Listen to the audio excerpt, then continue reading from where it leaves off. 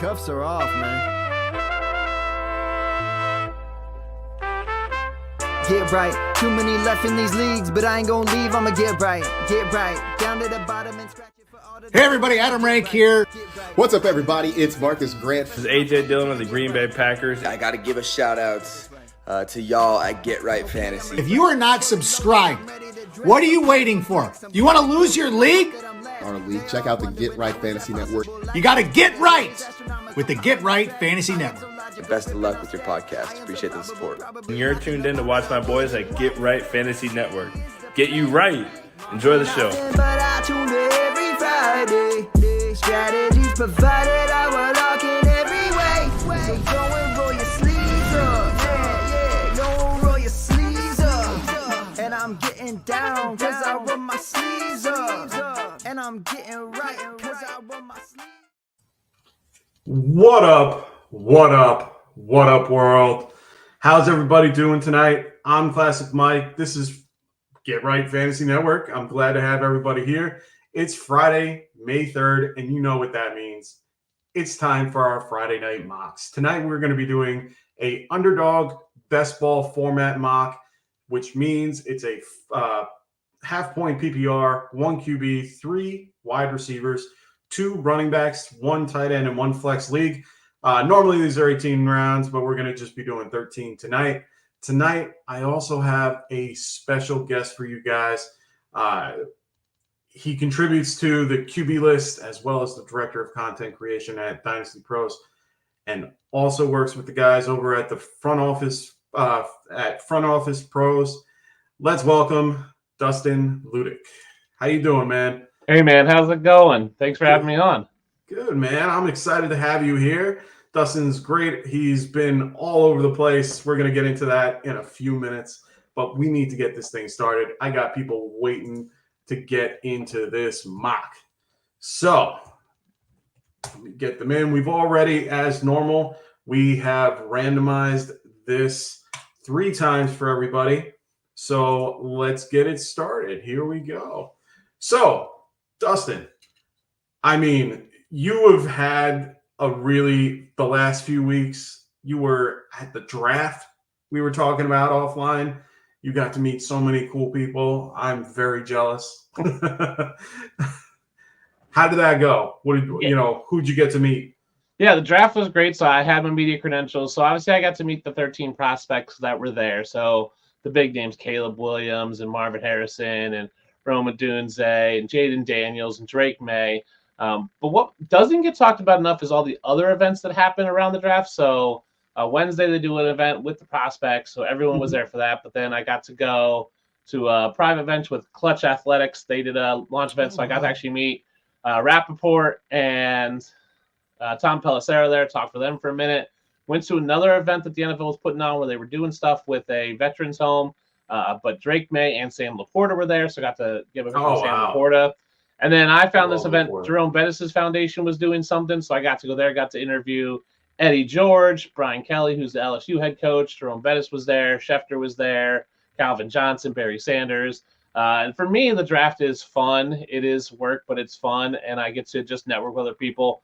If you're into wrestling, got to meet Kofi Kingston. Oh, cool. He was there. I did see that. He was just hanging out in the room, and I walked by. I was like, that guy looks like Kofi Kingston. Then I saw other people taking pictures. I was like, and then I saw the guys, they had WWE 2K shirts, and he was just there doing, stuff. Basically, he was just there, like in the media room, just hanging out, doing stuff like for social media. So he was cool. My buddy was there, met Jalen Milroe from Alabama quarterback. Okay. Current Alabama quarterback, who's like his favorite player. So he totally geeked out, sounded like a fool. But then I have a couple buddies, JC Cox, who's a radio host down in Arkansas, who does sideline reporting for Arkansas State. Okay. We met at the Combine 2 years ago, so we were hanging out all weekend watching the draft. My buddy Mike from QB List was there. Steve Bradshaw from QB List was there as well. Hoove was there. The guys from, all the people from Women in Fantasy, the guys from Player Profile. So it's a great networking, fun hangout event for me at that time. But it was a blast. Totally fun to see 250,000 people every day at the draft, kind of hang out, be there. But it is nice to actually talk to the players and kind of get to know their personality a little bit. Some of them definitely have really fun vibes. You definitely walk away going, man, I really want to root for this guy because he's just so cool to talk to. Nice. I keep seeing that with Keenan Coleman from your Buffalo From Bills. my Bills, yeah. I mean, he seems like a fun guy, just very laid back and just enjoying life, or at least enjoying the process. I mean, we talked to Latu or whatever. He was super cool. Just talking about his overcoming his neck injury. Darius Robinson was the last interview of the night and was the highlight of the night. Like, he just had a great, fun energy about him. Broke down his whole week of preparation for us and was just super cool to talk to. Just all the guys. Jaden Daniels is fun. Drake May is just, when you talk to Drake May, you're like, oh, I understand that you're I get it. You're the leader of wherever you are. You are the leader. I get that. So you just have to learn a little bit more of their personalities. Obviously, not everyone is going to be high energy and high vibes, right? Some people are going to be a little more laid back. Yeah. But I like what they like. I just love that prospect of getting to them as people, because for me, a player evaluation, there's the film, there's the analytics and stats, but there's also this personality and mental part of it. So going to the combine, going to the draft lets me get a little more insight into them. Is football really a passion for them, or is it just something to do? Personality fits matter more in the NFL, and I think people really give it credit to. I can understand that. I mean, I'm kind of curious on who did you feel, like you just mentioned that, football is everything to him. One of those top prospects that was drafted, or guys that we're thinking about in these particular mock drafts and what we're looking for. Who's one guy that was just goal oriented? I want to do A, B, and C and D in my first 2 years, and I want to be this guy. Yeah, I'll tell you from the combine, Ben Sinnott, who got drafted by Washington, who people love. I walked away from his interview and was like, he's cool, but he seemed to really I asked them. My question was what if you can call one play, what would it be? And his thing was I'll just get down and dirty and block. And it seemed like he really loved the blocking aspect of his position. Okay. And for me, that was a little bit scary. Going, oh, you like that? That's where you're gonna. If that's what you love and that's the play you're going to call, that's where you're going to excel probably, and where you're going to put a lot of passion and energy, and coaches are going to see that. So maybe he lines up more as a blocking tight end in the NFL. So kind of scared me off. That's why I moved him down a spot or two in my rankings. I didn't love the landing spot either, but it just let me kind of go, oh, man, he's not – when I say, hey, what you can call one play and guys are going all verts, right? Tight ends are going all verts, right? But when you're a tight end, you go, I just want to inside blocking run, okay, that shows me that that's what you want to do. So maybe it's a little bit to their mindset. Yeah. People, which is great, but it just seems like maybe he doesn't want to run the routes as much. You know what? I'm gonna add this one little piece to it. There's another tight end in the league that loves to block as well, and he was for his own purpose at one point, and still kind of is. I mean, he's not the same as he used to, but he still loves to block, and he can still do well at both. And that's good old George Kittle. So for me, I have no problem with that. I am completely okay with Ben Sinnott in that context. I've seen a lot of his highlight tape. I love what he does. He reminds me a lot. For me, this draft, he kind of reminded me of that Sam Laporta guy, the guy where everyone's talking up Kincaid and no one's really talking about, Sam Laporta. And you got Sam Laporta and Ben Sinnott. In my eyes, it seems like a guy that's going a little under the radar. Yeah, he's going to and there he goes off the board. Yep. But you have a guy, he's going to the Commanders. Yes, you have Zach Ertz there. He's a dinosaur. He's coming back from an ACL. I mean, it's one of those things where at this point, Ben can step right into that front role and take over. So I like the kid a lot. I see a lot of potential with him. I was a little upset. I had an opportunity to draft him and I didn't. So down on me. But I went with Roman Wilson instead. But I'm at the point where I think he can do very well this year. He has the draft capital for it too. He was in the second round. It wasn't like he was deep into day 3. Yeah. So I feel like he can do pretty well. And like I said, it's like Laporta. Laporta was, the first pick of the second round, or I think he was first or second pick of the second round. So, he can definitely contribute early. So I'm really excited to see what he can do for the Commanders this year. Let's hope and pray how that, he can be involved, heavily involved early. So now that we've got the draft going, let's kind of take a look at what the first 3 rounds brings us. We see McCaffrey, which is usually the number one. And like I said, this is best ball. So we are, trying to pick those really, explosive players. We want the best outcomes at all times, of course. So we have McCaffrey as the one, Hill, Lamb, Chase. I went with Robinson. I wanted to, one of those top end running backs at this point. Jefferson right after, St. Brown.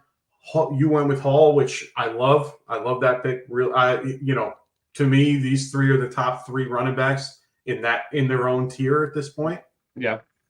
And then, Brown, Nuka, Gibbs, and Wilson rounding out the first round. Anything stand out to you? Or is there, is this kind of normal?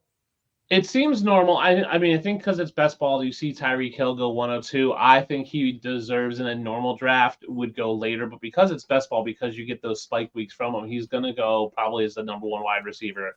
I prefer in most drafts Lamb, Chase, or Jefferson over him, but that Tyreek Hill has potential to score you 40 points every other week, right? Like that's where he in best ball, he is definitely the number 1 wide receiver of the ball off the drafts. I was surprised Amon-Ra St. Brown dropped. I thought he'd go ahead of Jefferson. I wonder if people are worried about Jefferson with maybe Sam Darnold.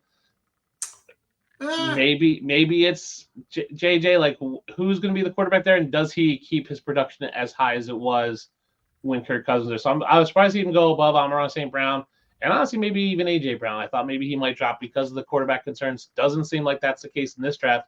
So be curious to see what that looks like a month from now or 2 months from now if Justin Jefferson drops a little more in these best ball drafts.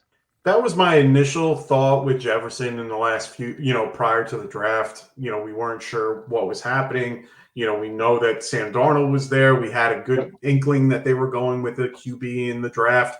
And most QBs that come in most situations, I think the highest a wide receiver has been is like wide receiver 20-ish. Yeah. So it's one of those, I think, it was 20 or 19. But either way, can Jefferson be the exception to the rule if, you have a guy like J.J. McCarthy come in and be the starting quarterback? Can he, is McCarthy well, I wouldn't say an upgrade, but is McCarthy a status quo guy? Can he at least keep Jefferson viable? And I don't know. I'm very unsure of it at this point. I prefer Brown. If I didn't go Robinson, I probably would have went Brown. I usually, go around that. So for me, I went Robinson. I don't have a lot of Robinson shares, to be fair. Yeah. So I'm like, you know what? I'm going to mix it up a little bit, try something different, a different build. But I really do like St. Brown this year. I think, if anything, he's close to, if we're doing redraft, he's probably a little bit higher up for me. Yeah. It's just how I feel about him. I think he has the potential to do very well this year. Yeah, I mean, I think there's a case to be made for McCaffrey, Bijan, Breece Hall, and I think Jahmyr Gibbs all on that top level. I think Jahmyr Gibbs would be the number 1 if David Montgomery wasn't on the team. So you can kind of go, hey, Montgomery's maybe a year older. Maybe they just lean totally into Gibbs. But as far as the way the running backs have gone so far, I think it's pretty standard. I have no problem with Bijan at 105. I was happy to get Breece Hall at 108. We really don't know what that offense is going to look like with Aaron Rodgers. Obviously, we only got 4 plays last year. So, right, and they brought in Mike Williams, and they draft, Malachi Corley, who people are so excited about. What does that offense look like in terms of scheme? Like, is it more run heavy? Is it more pass heavy? Does Aaron Rodgers still have the luxury of calling plays at the line? We'll see. I'm willing to take the flyer on Breece Hall based on his production last year, where he was getting a decent number of carries, like right around the 15 most games, and doesn't have a huge ton of upside. It doesn't get a ton. He had 95 targets last year, so does that continue with Aaron Rodgers? Remains to be seen. But I'm gonna bet that he's gonna be better than this year with Rodgers than he was last year without him. Oh, for sure. I mean, he finished running back 2 out of everything. I mean, he's still, he had 223 attempts, which was, very high up there. I mean, he was, what was it? He was 10th overall in attempts. I mean, he's still touching the ball pretty much all the time. Yeah. So for me, I'm completely okay with those numbers, in my opinion. I mean, I think he can do pretty well even without Rodgers. I think if anything, Rodgers just helps his cause to be even better because, now teams have to respect the pass a little bit more than they would with a guy like Zach Wilson. He was probably playing in, I haven't looked, so I don't know exactly, but he was probably playing with stacked boxes, not, most of the time last year. Yeah. So, I mean, he at this point can do, I think if anything, I mean, he's in that top echelon as well, with Bijan and McCaffrey. So, yeah, I really do think he can do well. I think the offense is the only thing. If, he needs to be on the field to be able to do that. Yeah. And unfortunately, if they're 3 and out of, every few drives, then he might not have that opportunity. Yeah. So let's look at the second round the second round of this. We got Marvin Harrison going at the 201, which is, I mean, I wouldn't right now. I find it surprising, but overall, he's the guy at the 201. We got Taylor, Barkley, London, Adams, Kyron Williams is still going up there, which is, I find that interesting as well. Chris Olave, Brandon Ayuk, David Achane, DJ Moore, Samuel Collins to round out the second round. So I mentioned before Marvin Harrison. I mean, yeah. I mean, it's best ball, so you're taking the Flyers. So Santos, 1691, took Garrett Wilson, paired him with Marvin Harrison. So he's taking the bet that Marvin Harrison is going to be the alpha, see 120 targets, right? Be the main focal point of that offense. Banking on Kyler Murray being healthy all year, coming back. It's not a horrible pick, maybe a little earlier than I would take him. Again, best ball is very different. I don't do a ton of best ball drafts, so do I like him over a kind of known commodity in Drake London or a definite known commodity in Devontae Adams? No, I think I'll go a little more sure-handed there. But if Marvin Harrison comes out and he is the next Justin Jefferson, Jamar Chase, he's worth the pick. I think he's more he's the next, AJ Brown. Like, is he still worth it there? I don't know. The risk for me is I'm risk averse for most times, so I probably wouldn't take him there. But it makes sense. The other interesting one for me is DJ Moore at 210. With Keenan Allen, with Rome Odunze, with Caleb Williams, is DJ Moore still going to get the volume he had last year? He had 136 targets last year. Does that number dip down to the sub 120 number, and does that keep his value where it's at? So that was the interesting one for me, was DJ Moore at the 210. Okay. Yeah, I mean, honestly, DJ Moore, I think, can still do well with everyone that's there. I mean, even he's got a better quarterback in this case to throw him the ball. He's got 3 other guys that are around him to kind of take some pressure off of him. He has Swift, who can also take a little bit of pressure off. They built up the line a little bit. I'm excited to see what the Bears can do this year. Overall, they seem like what the Lions were about 2 years ago prior to them blowing up. So I do feel that they have an opportunity to extend more and get him more involved. But we'll see. I mean, there's a lot of cooks in the kitchen, like you mentioned, but I do think that he can still do well. I like him before Samuel. I think Samuel is a surprise to be at 211. I would have probably went with a guy like Pittman or what Brokaw did with Collins, even though I went Diggs the next round. But either way, it's one of those things where I think Moore can do well in that system. So I would have him around that spot. I do like Drake London where he is. I thought he could have, I kind of wanted him. I think I wanted him to drop, but I think he's going to go pretty high moving forward. I think the only other pick in this round that I'm a little bit curious about is Kerwin Williams, with Blake Corum going over to the Rams. I've seen him drop in a lot of other leagues. So it's a little surprising to see him at the, at this case, the running back 6? Yeah, running back 6, yep. So, I mean, I guess it's around the right price point for him. But am I willing to pay that for that? I wouldn't. At that point, I'm dropping to like a 0 RB or some type of different build at that point. Yeah, and obviously sleepers ADP hasn't caught up to and I was everything just yet, going to right? say So that. he's still up there in ADP. So like 2 months from now, he might be buried in ADP because people are more excited about Blake Corum. We know Kyron Williams is not good at pass blocking, and Blake Corum is. So is this very much a Dameon Pierce situation where Dameon Pierce was the starter one year, was horrible at pass blocking? They brought in Singletary, and Dameon Pierce was evaporated, Don't remind basically. me of that. Yeah. Don't remind me of that. But yeah, no, I definitely agree. So it was a little odd. Yep. How are you on Devon A-Chain right now? I mean, they just drafted Jalen Wright. Right? Yeah, right. Yep, Jalen Wright. Yep.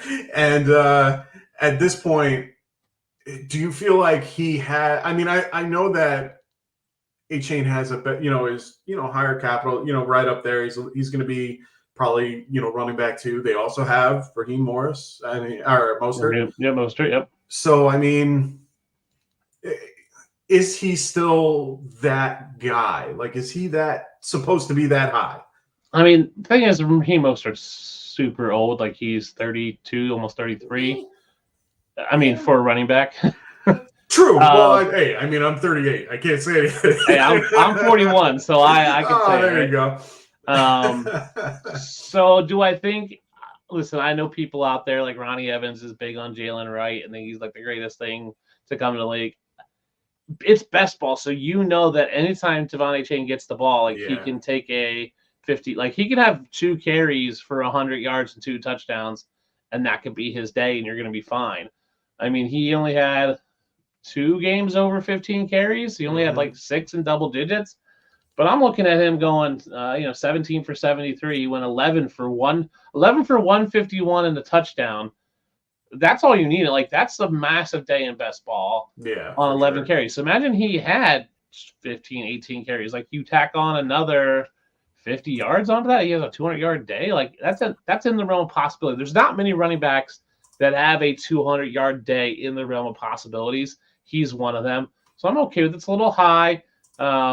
Again, if I'm there and I'm sitting in the spot going, I took Chase, do I want a running back?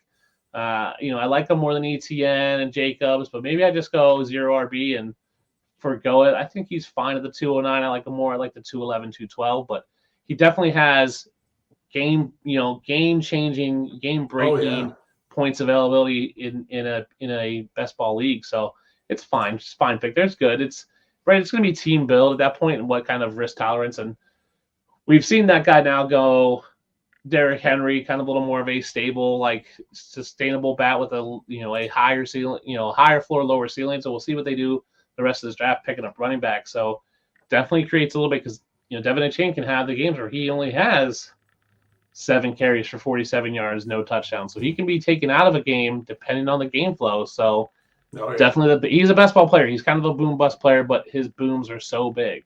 Yeah, and I mean, he finished the year as the running back 24. He had a wonderful season in the beginning of the year, got hurt, came back.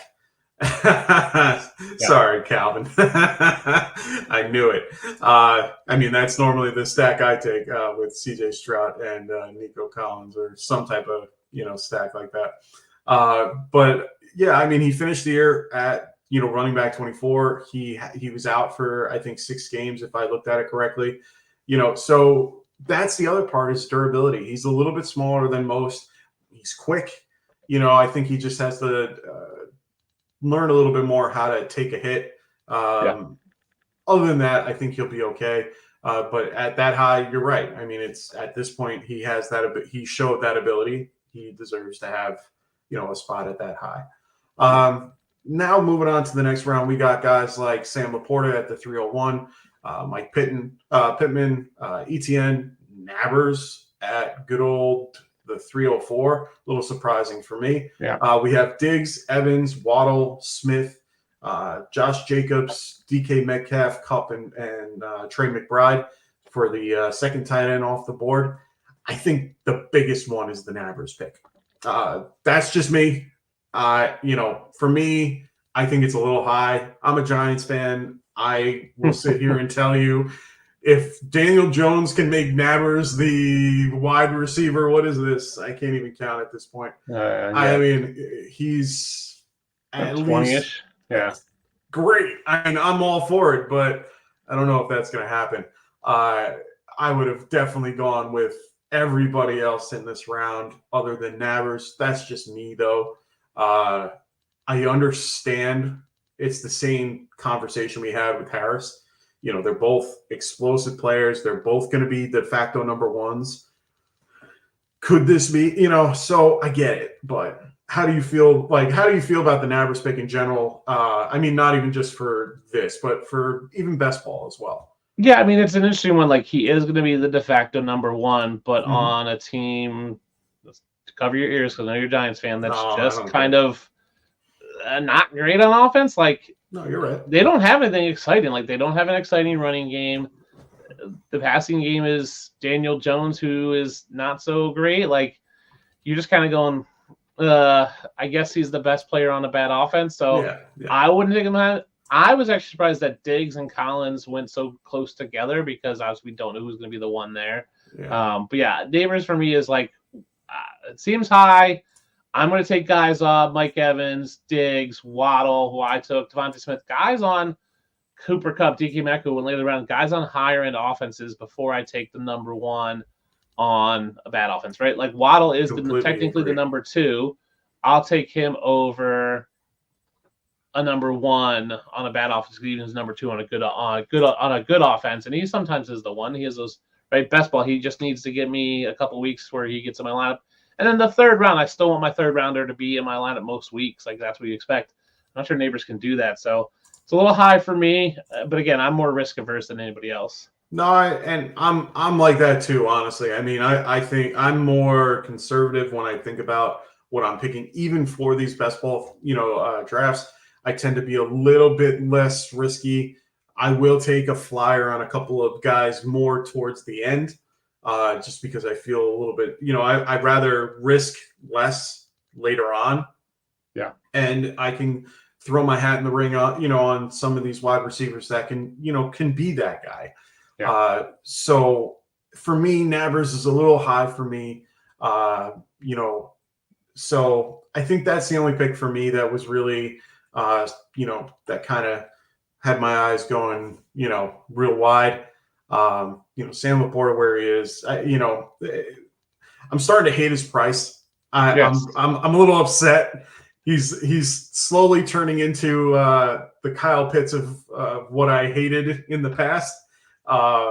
Because for the first 3 years of Kyle Pitts' career, I was down on him, and it was more for his draft price than anything. Because you're picking him in the third round when you could have had whoever else. And then he just ends up, shit in the bed, and you're sitting there, what the hell? So I'm hoping that doesn't happen for Laporta, but it's one of those things where I just hate when someone does so really good and was nothing before, wasn't even drafted in a lot of leagues, and now he's the number one. Yeah. I love the guy. I have him on I literally have him on 7 of my teams, like of all 7 leagues that I'm in. Like I made sure he was on my team, but at the end of the day, him now being that number one tight end is so hard to stomach in a lot of ways. Yeah, especially at the 301. Like, if you're telling me he's the 309, I'm okay with it. Like, agreed.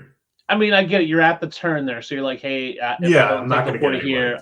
But like, I'm happy getting Travis Kelce at 405. Like, 15 picks later, like Travis Kelce can still have those monster weeks. Oh, yeah. Right? He's got 2 more years on him. At least, right? Like, he's at least all I need is one. It's a best ball league. It's not like exactly. It's not like I'm keeping around forever. Like, I'm willing to take the older guy who's still going to produce in Travis Kelce 15 picks after Laporta. Yeah. As much as I love Sam Laporta, like, I agree. That price is getting too high for me. Yeah. And you know what? It is what it is. But at this point, we'll see. We'll see how it goes. There's nothing else really crazy going on in that round. We got Tank Dell going in the 4th with Safe Flowers, Josh Allen, Higgins, Kelce, as we mentioned, James Cook, Pacheco, White, Henry. We got a running back run over here, then getting stopped by Mark Andrews. We got Joe Mixon and Keenan Allen to round out the round. I don't see anything crazy in this particular group. I consistently have been seeing a couple of your players going, your Buffalo Bills going at around this round, like James Cook, Josh Allen. You know, my biggest question for someone like you, who is a huge Bills fan, I wanted to kind of ask this question once we got around to it, which is great, because Josh Allen is, in this case, he's the number one QB off the board. He's going in round 4, which is actually not a bad price point for him. I like him. Not at all. So for me, my question is do you still feel that he is the de facto QB1 with losing guys like Stephon Diggs, Gabe Davis? He's got really no one else around him. They picked up Keenan Coleman in the draft. They have Khalil Shakir. There we go. Khalil Shakir, Kincaid, and Knox. Do I think he's the de facto one? Yes. Do I think I will ever draft him? No, because I think the difference between Josh Allen and then Jalen Hurts, Lamar Jackson is so ever so slight that you're telling me Hurts and Lamar Jackson with the next round. So basically almost 10 picks later was Jalen Hurts at 504. Yeah, I'll take that value. 512. Yeah, I'll take that all day. Like, it's just, listen, I love Josh Allen. Scott Fishbowl, I took the 101 so I can take Josh Allen. Right? I want if it's super flex. I mean, if it's super flex, right? Which I'm assuming it's probably going to be, right? Yeah. I love it. It's very much that price is a little too high for me when I can take. So for me, I took Travis Kelce and was like, I'll just wait for quarterback. Now I had Allen in my queue and I was like, I probably won't take him, but maybe if he slips to the 5th. Mm-hmm. But I was like, man, he went, I was like, okay, he went. Even if 2 other guys go, I had Hurts and Lamar Jackson in my queue, and I was like, well, if both of them go, I'll just take Mahomes and stack him with Travis Kelce.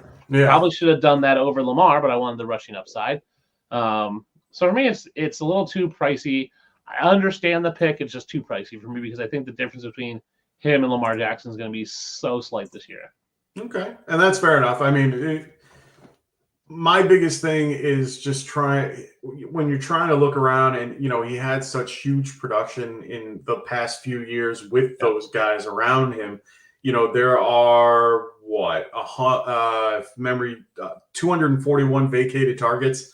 It's a lot. That's a lot. Like it's a huge part of what he did. I mean, he was, and it wasn't like small targets. These guys, these were downfield 70-yard bombs on most occasions.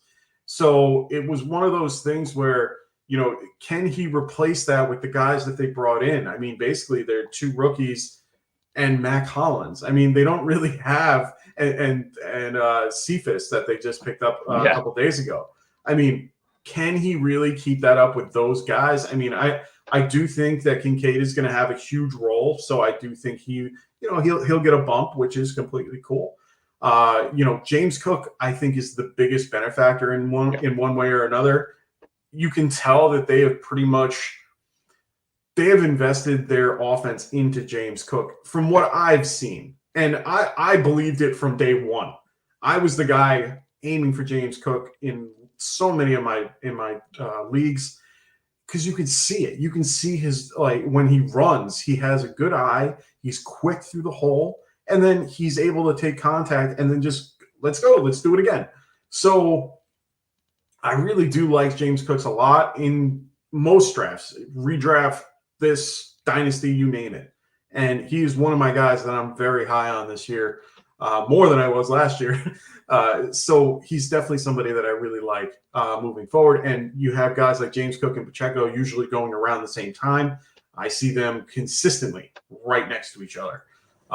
So that's just my thought process on these guys. I really do like them. I think that they have, I think James Cook, of all people, really has lucked out and should do good things. So I'm excited about that. So let's take a look at the next round. We got Amari Cooper at the 501, Ken Walker, George Pickens, Hurts, Kyle Pitts, who, like I said, I don't normally like, but at his price point, it's just so good. And I love Kirk Cousins coming in. We'll talk about that in a minute. Then we have James Conner, David Montgomery, Lamar Jackson, Christian Kirk, good old Dalton Kincaid, who we just talked about, Marquise Brown over in Kansas City, and his quarterback, Patrick Mahomes, going last. I mean, this is a great group of guys. I honestly like this round. This is a great value round at this point. You get Patrick Mahomes at the 5-12. I mean, yeah, he had a rough year last year. I mean, he finished what? Didn't he finish the year at like QB 8? Or QB 8-ish, yeah. In BBR leagues. That's right. You're right. And it's one of those things where I love it. But I'm going to go back to my Pitts pick. How do you feel with Kirk Cousins coming over to the Falcons? I mean, my biggest question, actually, this is my other question that I have to ask. You were there. What happened when that pick happened at the draft? So we're in the media room, and it was packed. There was probably 100 people in. And at that point, I don't think anybody had come up for press conferences yet. By the time they get drafted, they got to go through like the whole, they got to do their NFL and this, that, and they got to Zoom with the team. So they don't get up to us till about an hour after they're drafted. And we're all sitting there. And at that point in the draft, it had been pretty much chalk. Like it was what everybody expected. There wasn't any trade. First 6 picks. Yeah, you're like, okay, right. Like Joe Alt going to the Chargers was a little bit, whatever. It's like, oh, they could go offensive line. We all kind of thought that. Like, we thought it was around possible. that. Yeah, so then it was like, you're like 8. Okay, cool. Is this where we finally get a trade? And then when we saw the pick was in, I was like, okay, it's clearly going to be Dallas Turner or Latu or one of these guys. Like, it's a defensive guy because that's what they needed. And then the pick comes in and it's Michael Penix. And we all kind of went, what? Like, everyone, like, instantly was like, oh my gosh. And we're all sitting talking, like, you're just talking to random people and you're going, what are they thinking? Listen, I love Michael Penix. I have said for the longest time, I think Michael Penix is the best quarterback from this draft class. Oh, wow. Better than Caleb. Caleb's a better thrower, but I think Michael Penix is a better leader and quarterback. Okay. It's a stupid pick for the Falcons, and you can try to justify it all you want, but I don't get it. Like you can't have a first rounder not play for your team for 2 years.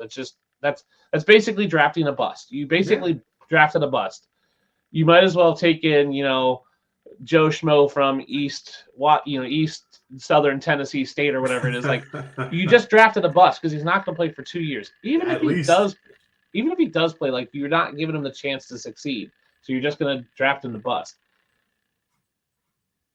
We were all sitting there going, what, are they trading Kirk Cousins? Like, what is happening? And none of us could come up with a time where a team had signed a free agent and then traded them in the same offseason.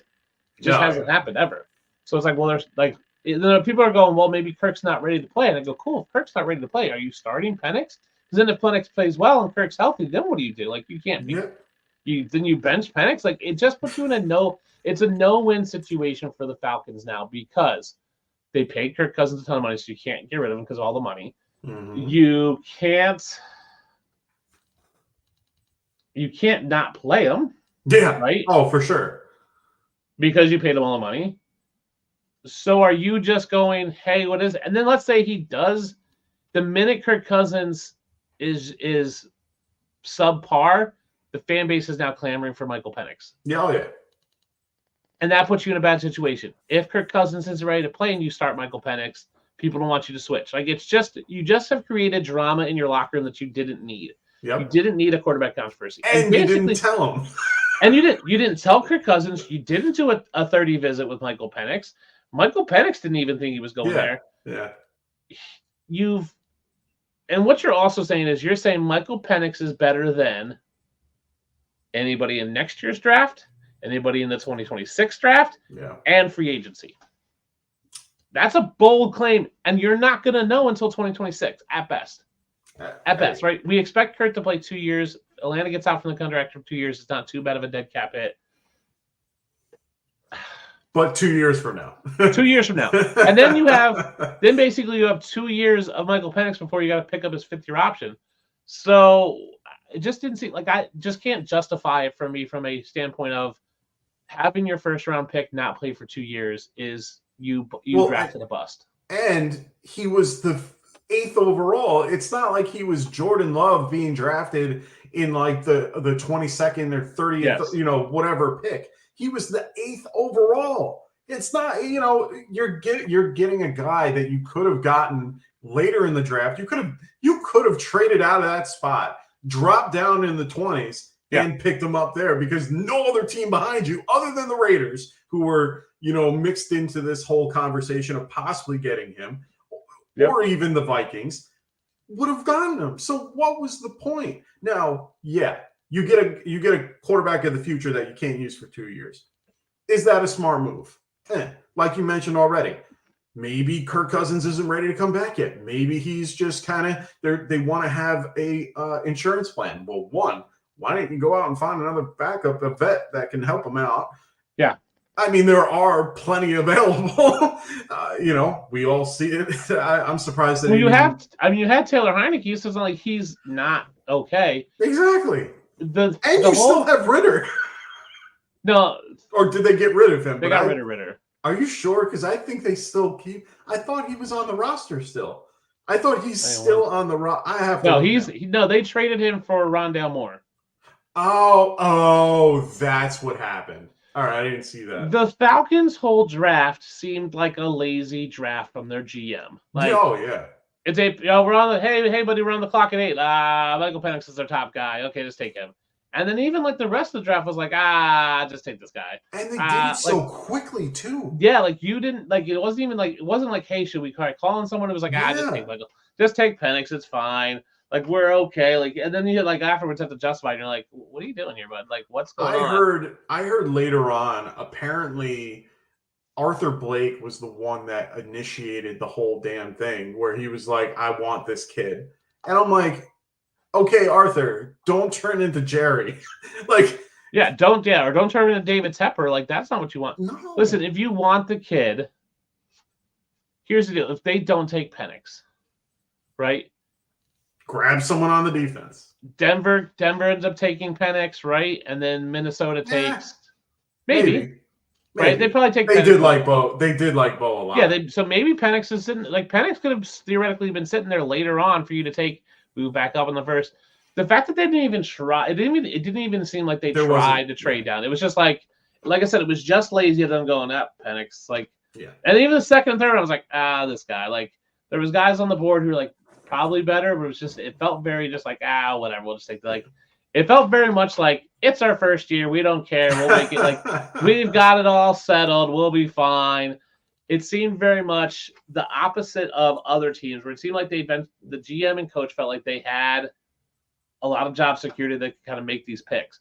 Whereas if you look at teams like Chicago, they had to take, obviously Rome fell in their lap, but they had to take Caleb Williams. They couldn't trade out of that pick because they don't have the job security to not make that pick.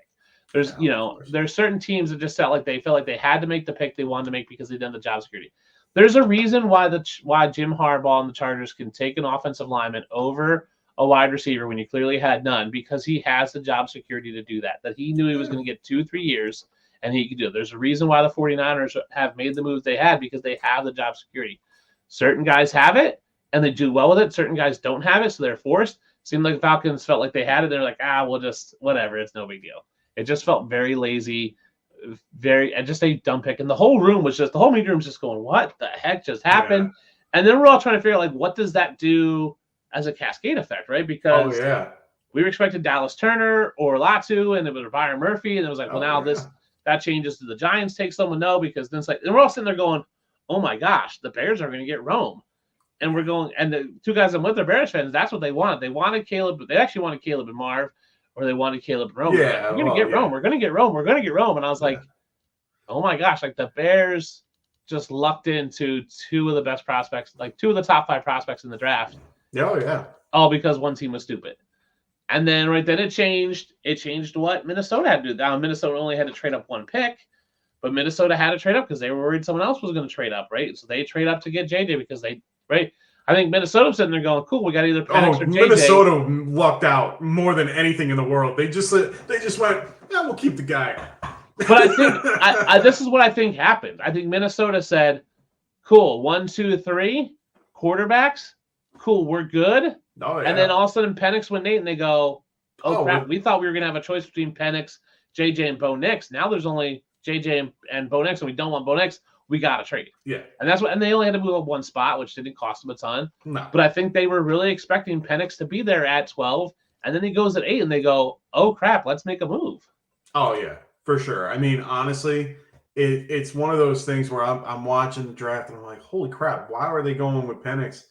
And they ended up, and then the Bears lucked out and get Romeo, Odunze. And to be honest, for me as a Giants fan, I had the choices between Nabers and Odunze, and honestly, I like the Odunze a little bit better, in my opinion. I just liked his personality. I like the person that he is. He's such a fun guy. He's so laid back, really energetic cool. and outgoing. Oh, I mean, here's the deal. Malik Neighbors is a fine gentleman, right? A fine kid, but he's not going to be the personality one, right? And so now you're talking. You have two guys in Rome and Caleb on the Bears who are just fun locker room. They're going to keep the team light. They're going to keep there's not a lot of pressure. Like they know what they got. They're just going to be out there vibing, having a good old time.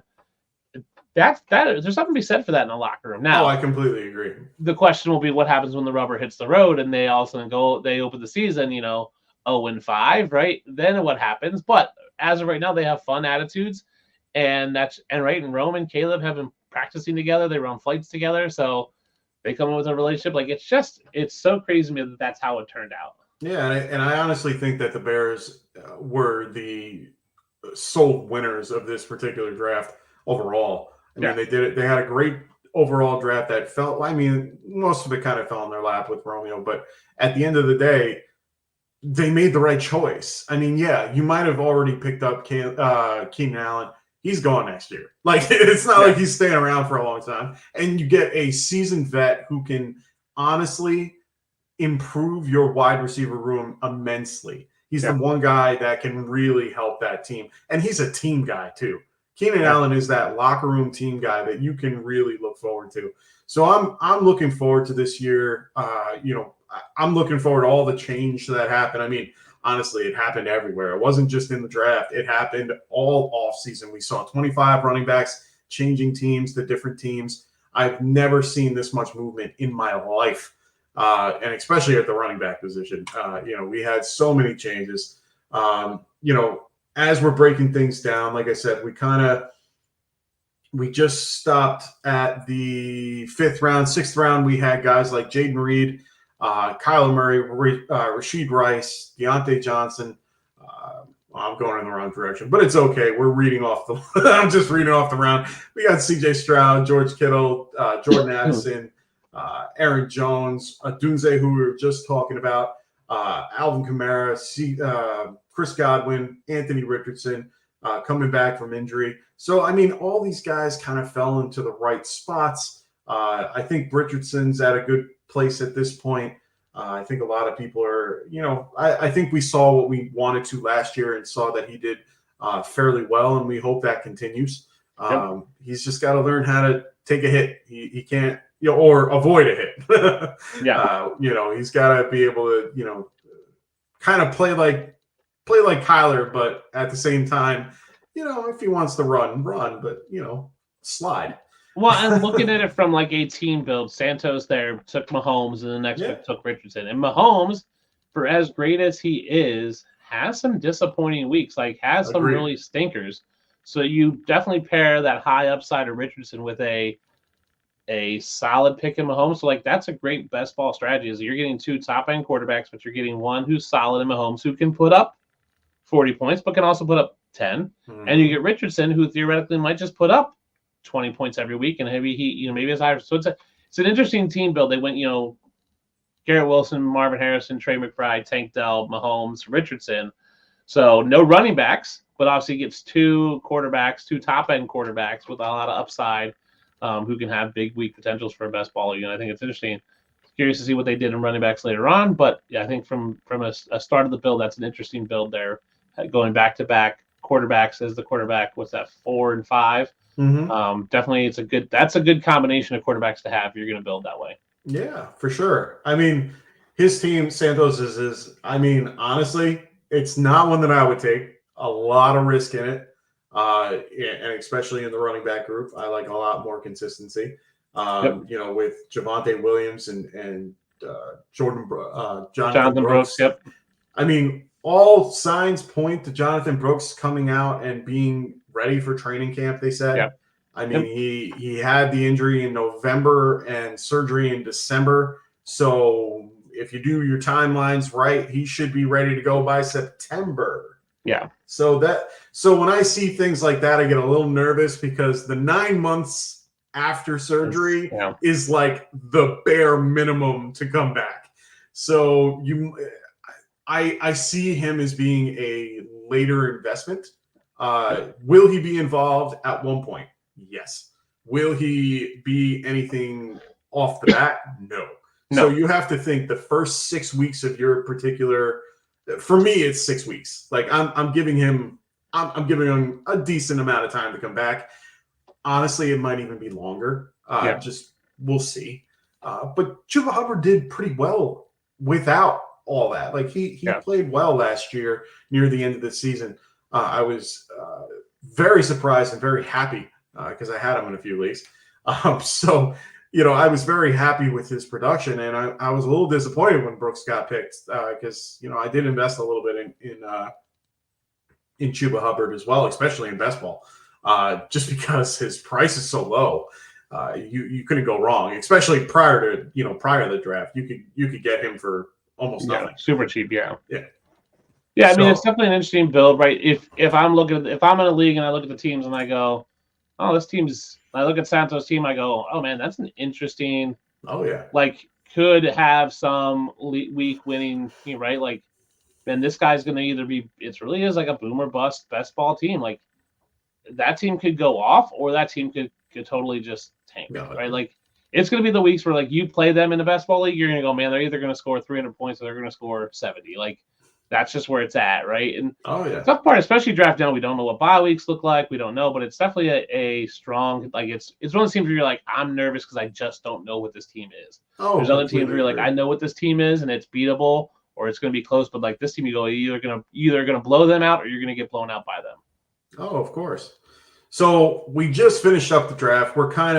We are in round 6, but we're not going to go crazy far. I'll have Dustin take a look while I'm kind of talking in the background. It's looking for, a team that he really likes or a build that he really enjoyed. So I just want to thank everybody that came out and this, helped us draft. We really appreciate it. It's one of those things where without you guys, it really, this type of Friday Night Mock doesn't really work. You guys make it so that we don't have any autos. You guys are the best. So thank you so much. BroCal, thank you for joining in at the last minute. We really do appreciate it. Flag, of course. I mean, Flag is always around, and we really enjoy having him. Breaking Ball. I'm always going to Bologna or Bologna. Whatever. I always mess up these names. Wilson, of course, our ambassador extraordinaire. Thank you so much for joining every week. I mean, he's always there to help. JWN. Thank you so much for joining. Of course, you, Dustin, joining us as well. We have Jake the Snake, always ready to draft. Always love Jake. If you ever need to draft, look him up on Sleeper. He's always there. Ravery, thank you. Ron Swanson, the one and only. Love this guy. And Santos, of course. We do have some news with Santos, so make sure you guys keep an eye out. We're going to have somebody on the show next week. So we have a couple shows lined up with some guests coming on, so make sure you guys keep your notifications on.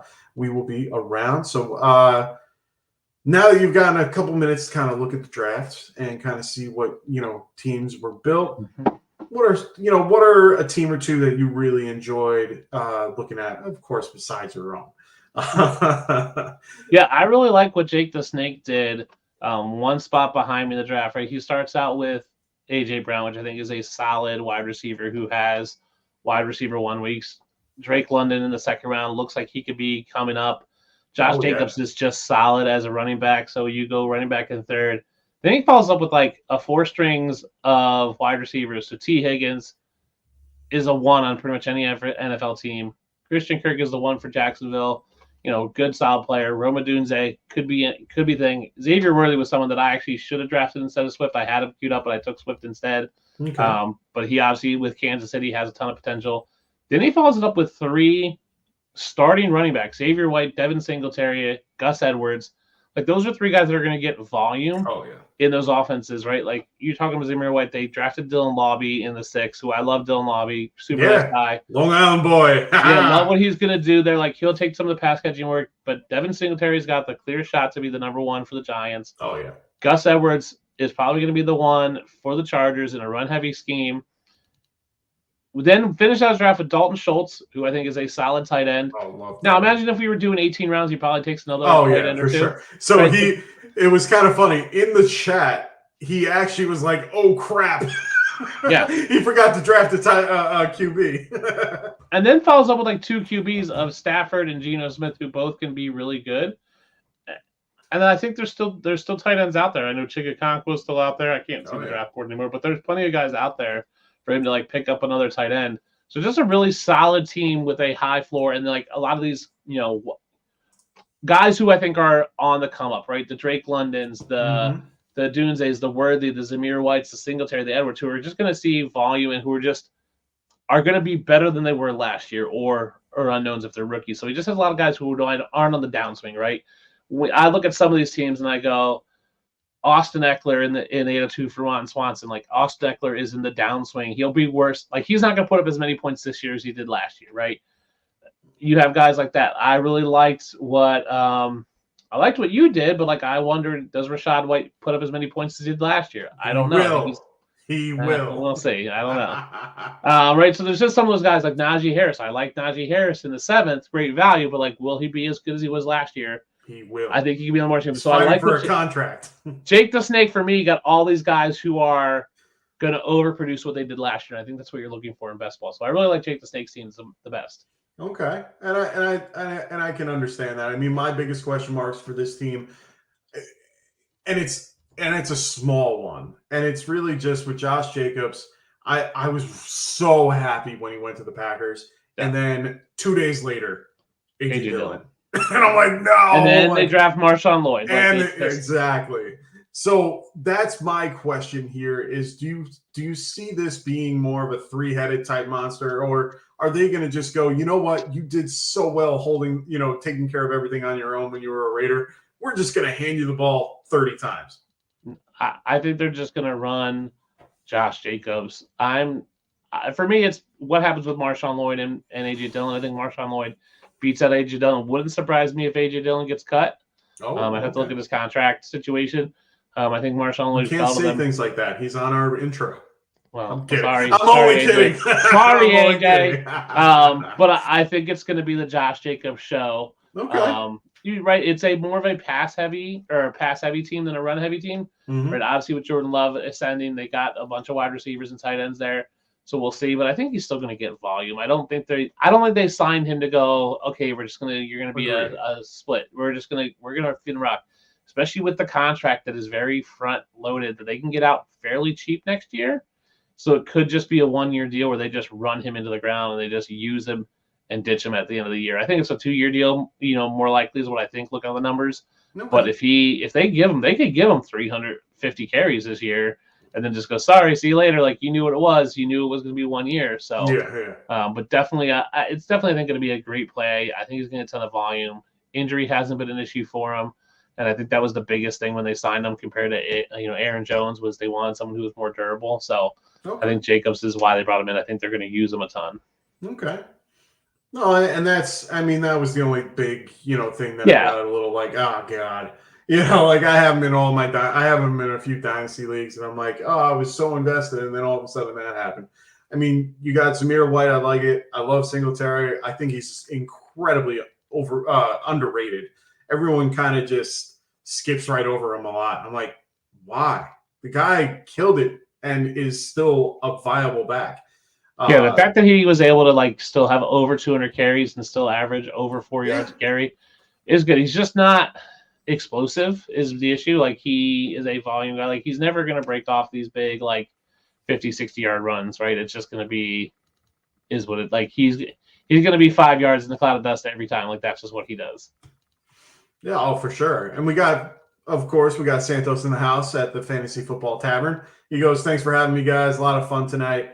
First best ball draft of the year from the turn, so not my best showing, in my opinion, and agree with your Ricky Bobby-ness of my draft. Nice.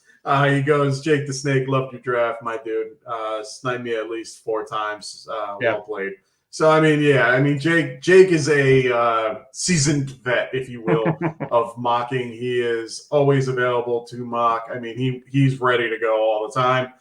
So if you guys ever need people that are, in a draft or you need for drafts, Jake's the guy to reach out to. Another guy is Flag RJ on here. He's also another guy. If you really need people, these guys are always available. And or if they're not available, they know somebody. Because they run mocks all year long. I get calls. I get notifications all day long. Believe me, these guys are always available, and they're always, trying to help you guys get ready for your season. I haven't really taken a full look at these teams and gotten a full kind of view of everything. I do kind of like Braun Swanson's team, but I'm a bigger fan of the running back early, even though I know this is a 3 wide receiver league, so it's a little bit different. And you kind of want those guys that are a little bit at the top, with wide receivers. So builds like Wilson's, I kind of like as well, where he has Justin Jefferson, Chris Olave, Mike Evans, Pacheco, Connor, Kittle, Burrow, Moss, who at this point is the de facto lead over in Cincinnati. Mike Williams is a strong pick if he can stay healthy, he's not the main guy there, which is nice. Kirk Cousins is, of course, one of my favorite guys. Not even just a football player, he's like one of my favorite people. He's just so, cool and laid back. Breaking BNC, great analyst tonight, gents, and fun mock. Thanks, man. We really do appreciate it. And like I said, it's one of those things where I kind of like his build. I do like other builds like JWN as well. Brown, Williams, he has a good mix of everything, a lot of boom bust type stuff as well. With Christian Watson, who kind of crapped the bed last year. We were all he went in the 4th round in most best ball drafts this year, 8th, which is good. He should be taking a hit. I mean, we saw Jaden Reed and Romeo Dobbs. I mean, Luke Musgrave, Kraft. Like, we saw everybody else ball out. I've said for the longest time, I think Romeo Dobbs is a wide receiver you want to own in Green Bay. I think Christian Watson is just a boom bust. He's MVS McCall Hardman. Like, that's what he is. Oh, yes. I mean, right? That's just who he's going to be. I think Jaden Reed is fine, but I think he's a little more of a not gadget player, but they definitely need to get him the ball. Like, they need to manufacture touches for him. I think Romeo Dobbs is just consistent. I'm happy I got Dobbs in the 9th. I was real happy with that. I was interested to see who did and didn't stack quarterback and a receiver in this draft. Because obviously in best ball, I think that gives you a huge advantage. It gives you a huge advantage. So it was interesting to me that Bologna took Hurts instead of waiting and taking Burrow in the 6th, considering they had Jamar Chase. So I felt like that would have been a great stack for them. Same thing with, breaking ball, took CeeDee Lamb, who I think for me is like my number 1 wide receiver right now. Not taking Dak in the 7th or maybe even the 6th to stack, that was interesting. Obviously had Andrews, so couldn't get Lamar because Lamar was gone. Or actually could have taken Lamar in the 5th, but passed on that stack. So it was interesting to see the lack of stacking there. There were some people did, right? Obviously you have me. I have you I stacked, have 2 right? stacks. You have I Reverie, who has Josh Allen, Kincaid, right? Like that's and Keon Coleman, so the double stack. I thought that was interesting. It just seemed there wasn't as much stacking as I thought there was going to be. Yeah, and that's fair. I mean, anytime I do best ball, I always try to get at least one of my quarterbacks with their wide receiver or tight end. I'm pretty loose with that. I always try to find the best connection possible. In this case, I wasn't planning it, to be fair. No. Whenever I do this, I never really plan it. I kind of just let the draft kind of flow the way that I need it to.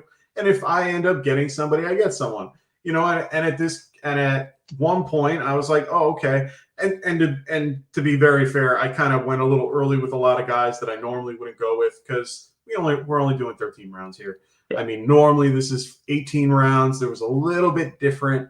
But at the end of the day, I try to aim for those like second guys a little bit later. And then, you know, I end up getting guys like Kirk Cousins or I get Jared Goff.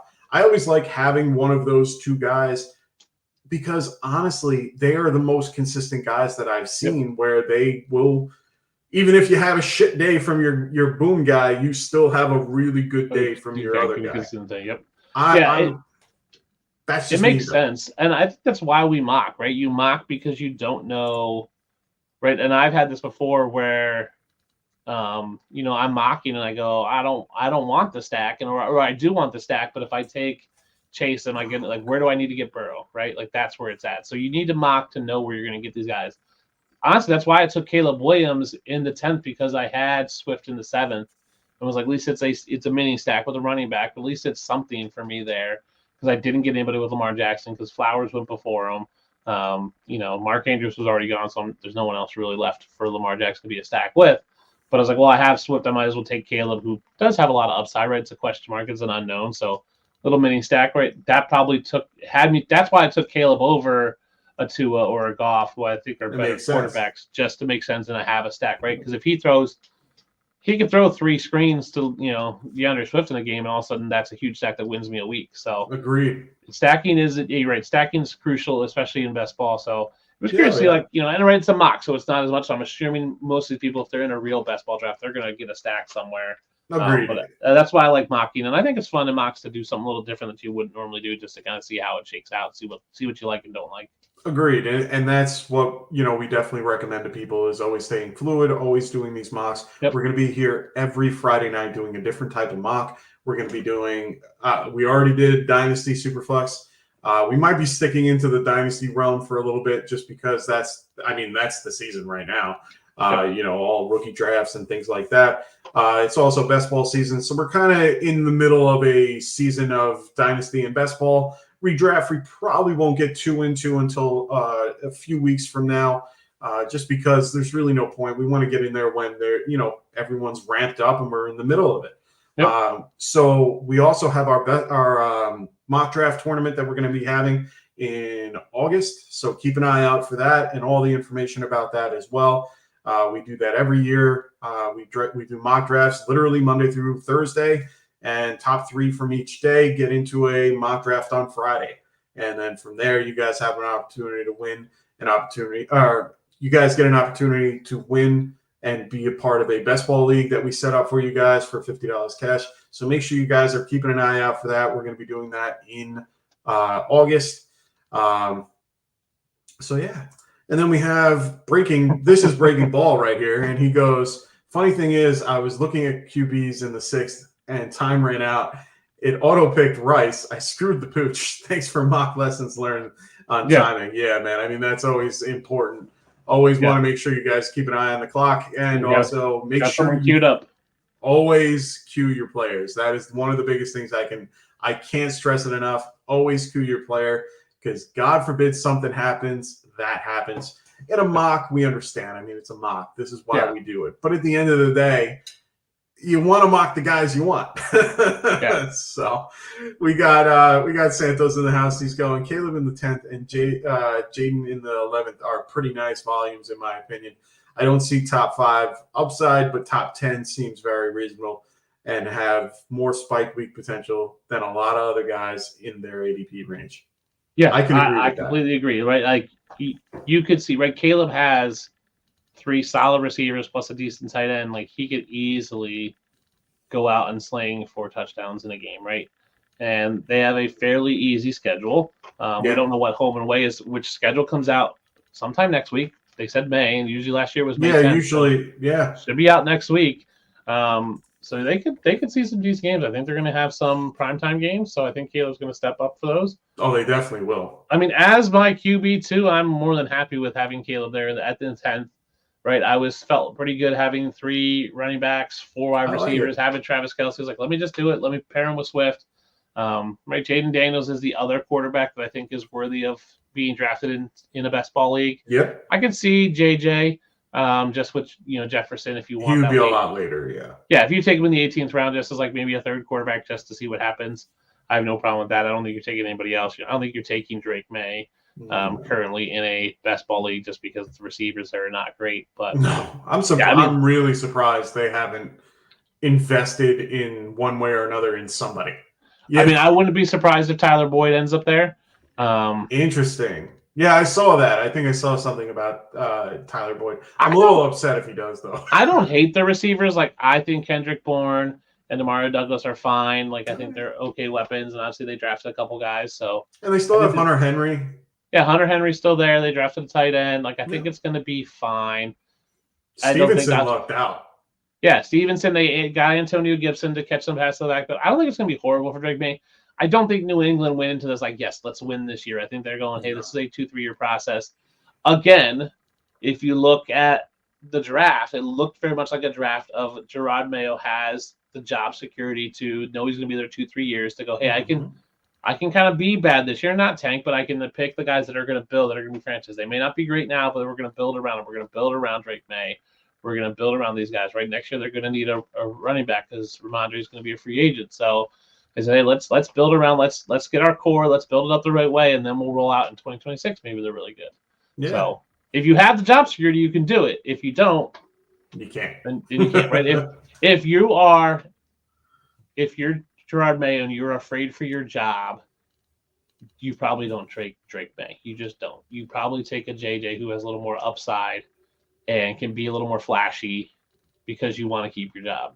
Yeah. I think Gerard Mayo took Drake May, was his guy, and I think he said, hey, I've got job security. I can stick around, and they're going to let me build this my way for 2 years. And honestly, they can play Jacoby Brissett right off the bat and just let him learn.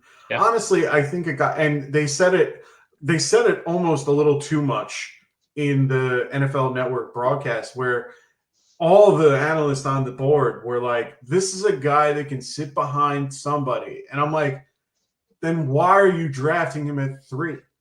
Like if you think he's somebody that has to sit behind a Jacoby Brissett for that long, then why did you draft him there? And I have to. No, I understood that. But at the end of the day, it's like, okay, so you have a guy that you do at least have a quarterback that can play out part of the season to then throw him in week 8 or something like that. Yeah. I felt the same way about Will Levis last year, that I thought Will Levis needed to sit a year. At least a little bit, yeah. I thought Anthony Richardson needed to sit 6 games. Me too. Right? And so Will Levis got to sit 6-8 games behind Tannehill, learn, and then got out there and looked decent. And then obviously looked great his first game and then kind of fell apart. But, had the time to learn, and now he gets the second year, and we'll see what Will Levis does. Obviously, they gave him weapons by adding Calvin Ridley. So I think, they said, hey, we tried to do it the right way. Everyone wants their quarterback to sit for a year or two like Jordan Love and Aaron Rodgers did. It's just sometimes you don't have that luxury because you still have to kind of win to keep your job, right? I think had Vrabel had the job security that he could have kept Will Levis on the bench all year, he would have. But he knew he couldn't do that. He knew he needed to win games to keep his job and didn't win enough, so he got fired. That's just the nature of the NFL. Yeah. I can't wait to see what happens this year, especially in your AFC East. I can't wait to see what the NFC East does. There's so many changes, so many, things that are happening. You have my Giants where you have Dayball and Shane are both on the hot seat. They end up going with, of course, a little bit of a conservative pick, in my opinion. I'm going to take this down just because we have seen it already.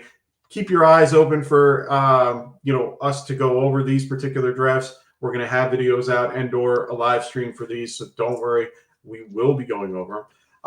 But at the end of the day, I was wondering about, in this case, with what's going on with the Giants, they have Daniel Jones, on a big conference, unfortunately, and a lot of talk was on quarterback, and then all of a sudden they pivot to wide receiver, and I'm like, yay!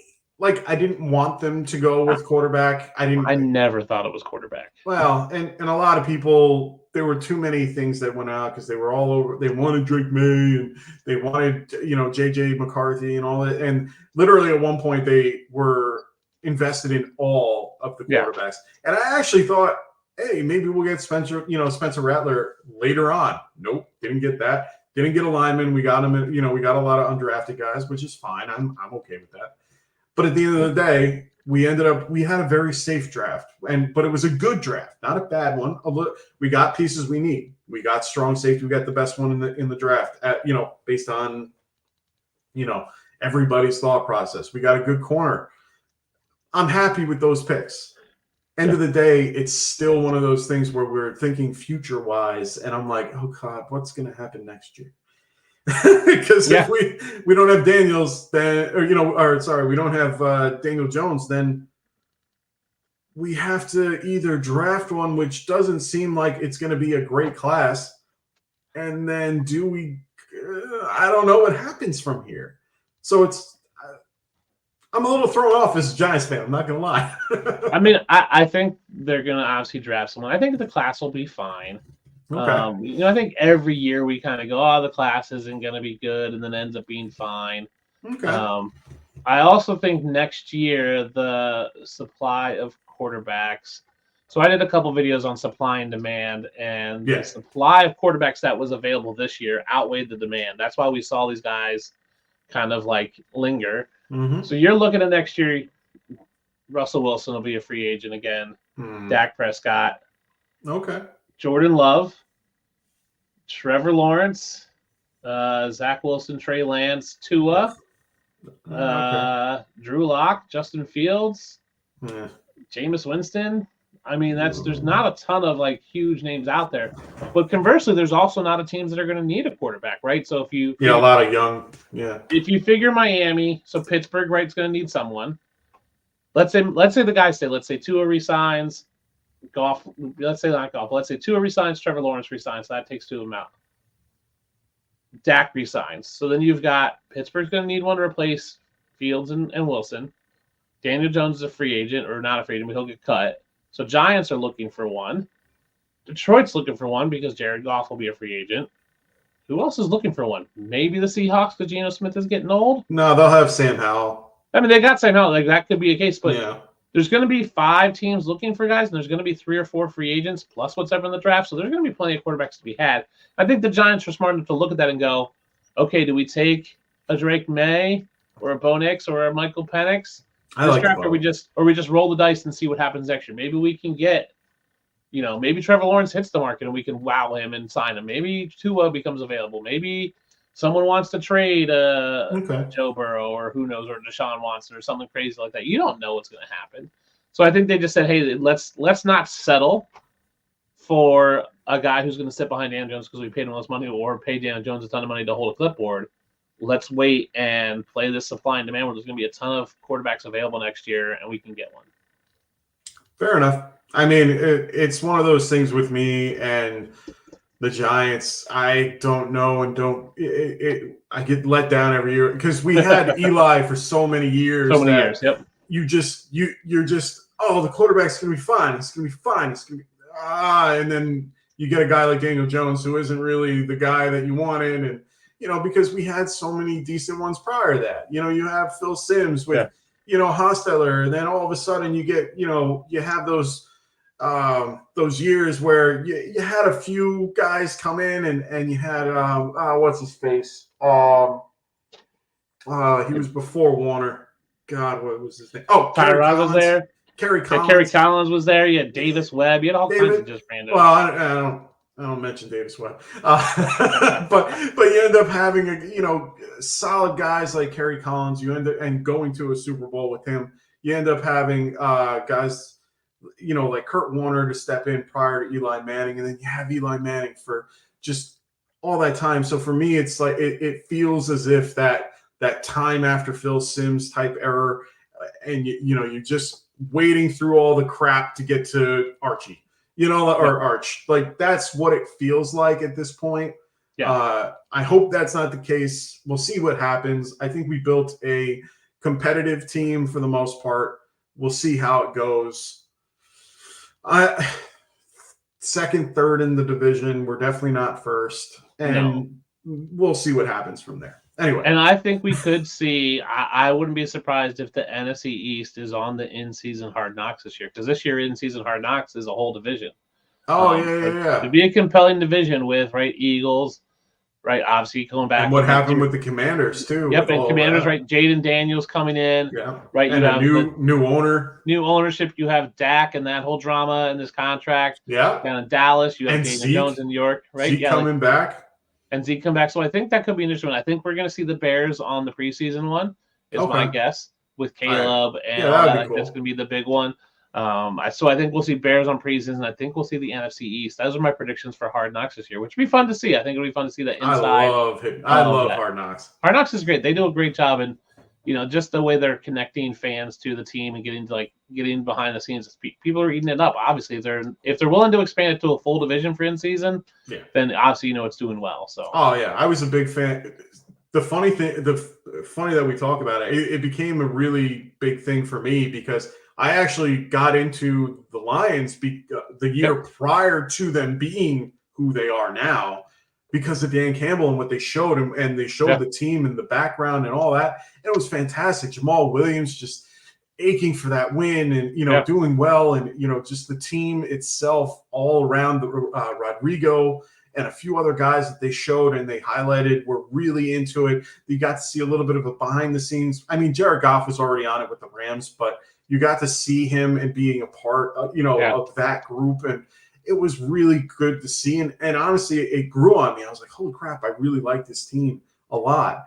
Yeah. And you got to see the Browns, St. Browns with his family and all that, like all these great things that I was just like, wow, this is a really fun show. And I've always enjoyed it. Like I've always, but they do such a great job with it. They really do. It's just something else, right? The NFL knows that their fan base is hungry for more, right? And they can't always give us more games, even though Goodell wants to go to 18 games. But anything they can do to give us more, we'll gobble it up left. Oh, yeah, for sure. I mean, I enjoyed the Jets when they had it, even though, because of the whole Aaron Rodgers thing.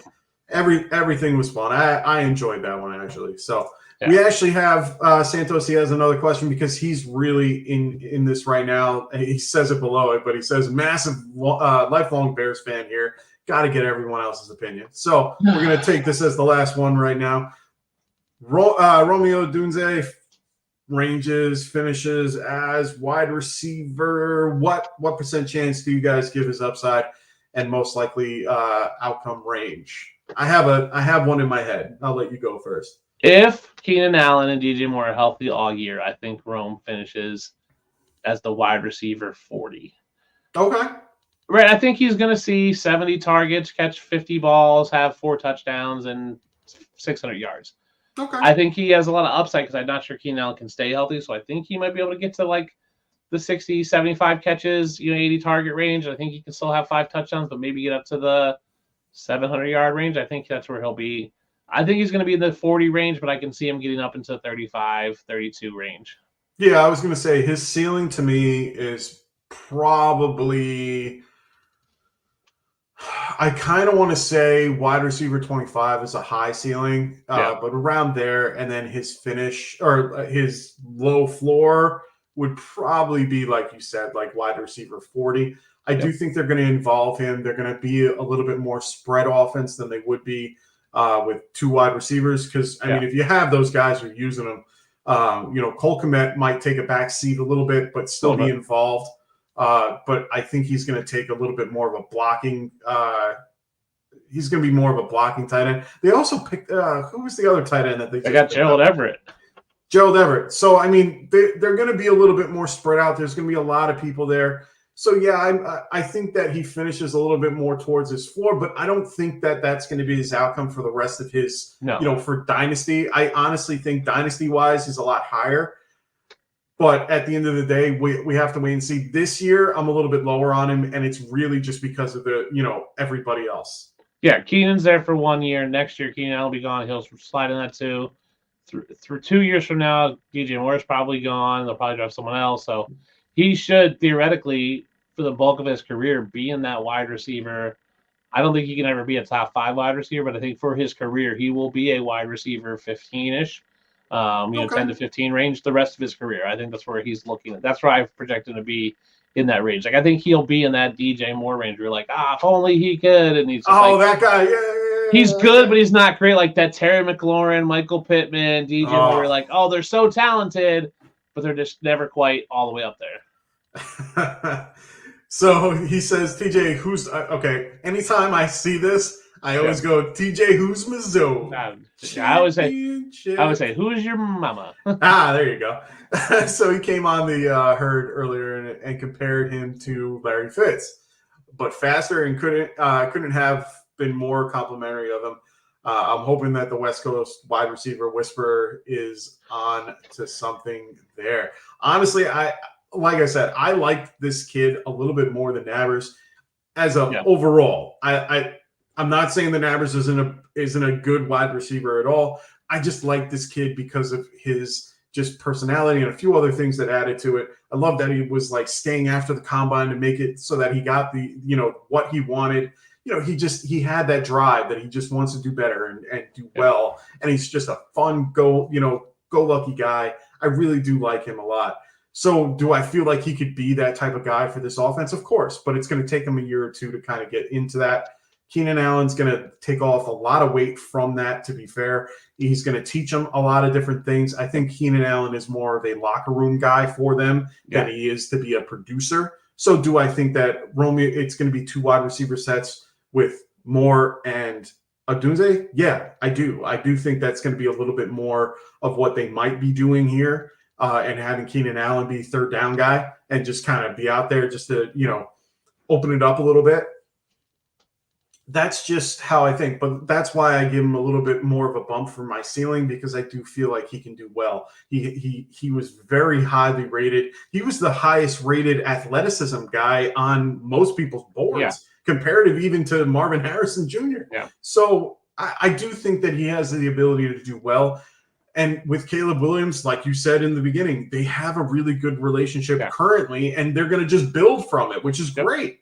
So I think that this can be something very special. This year, maybe not, but Dynasty, I do think that this guy is worth, putting a little bit of an investment in if you can. Yep, I agree. So, all righty, we're going to start wrapping this up now. I really do appreciate everybody that's in the chat. Thank you for joining. Fantasy Football Tavern, of course, which is Santos. So thank you for joining. Breaking Ball, thank you so much for throwing us questions. We're always here for that as well. So make sure you guys check us out. We're going to be back we're going to be here on Monday as well. We might be doing another draft show. We might be going over it. Who knows? We're going to be doing one of the two. So keep an eye out for the notifications. It will be Frank and Rasta. Rasta couldn't make it tonight, but it's okay. I got my good buddy Dustin, so I'm really happy that he was able to come with us. So thank you, Dustin. I really do appreciate it. I'm going to give you a few seconds to kind of speak to the crowd that we're talking to, what you guys have going on, what you have going on, so that you can kind of speak it out. So let me get you out there and go for it. Yeah, my name's Dustin. You can find me on Twitter at the DUnit13. I'm the Dynasty Pros content director, so we've got stuff coming out every day, doing fantasy impact articles for a lot of these rookies and some other guys, Dynasty Dilemmas. That's the best place to find my work, and all our guys' works over there. They've got some great writers, but you can find me on Twitter. That's the best place to find things. I'm dropping my rookie rankings. Any podcast I'm on, I get out there. And if you haven't signed up for Scott Fishbowl, go ahead and do that. There's plenty of live drafts still available. If you're in one of the cities, definitely want to recommend that, because if you are interested in the live draft, now's the time to get in, because live cities are trying to fill their drafts. So it's a great time. If you don't know about Scott Fishbowl, fantasycares.com. It's a great organization that donates money. So go donate, support them. But yeah, find me on Twitter. My DMs are always open. If you guys got questions, hit me up. Mike, thanks for having me on. Of course, man. And I'm glad to have you on. And of course, listen to what Dustin just said. Honestly, if you want to be a part of Scott Fishbowl, which I'm a part of currently, I'm going to be. Yep, me too. I'll be in Madison. Right here. I got my good old Scott Fishbowl NYC live draft that I did last year. I'm going to be doing this year. We're going to be in New York City this year at the Celtic Playwright in New York City, which I'm really excited about. I'm part of the Blade division this year, so I'm really happy about that. Which division are you in? I'm in the Madison, Wisconsin live draft, and I'm in the It's the guy from Back to School, the Rodney Dangerfield movie. It's his character. Oh, yeah. Oh, it's the Rodney Dangerfield character? Yes. Oh, nice. No, I love that. I forgot his name, but I love Yeah, the I forget movie. his name. It's something Melton, like Mr. Yes, Melton, yeah. Thornton Melton. Thornton Melton. Yeah, that's what I'm in that division. Yes, I have the one in that spot. So, yeah, if you live by Madison, Wisconsin, we're looking for some people to fill in our last division there. So, hop on Twitter, shoot me a DM, and I'll get you all the info, and you can sign up. So, yeah, and make sure you guys are following Family Cares on X. They do races all week, basically, and all sorts of contests and fun stuff. And agreed. So they do, and they always do some type of fun thing. They're looking for interaction. They want you guys involved. They'll have you guys doing little videos and stuff and posting them because they want to get you guys involved.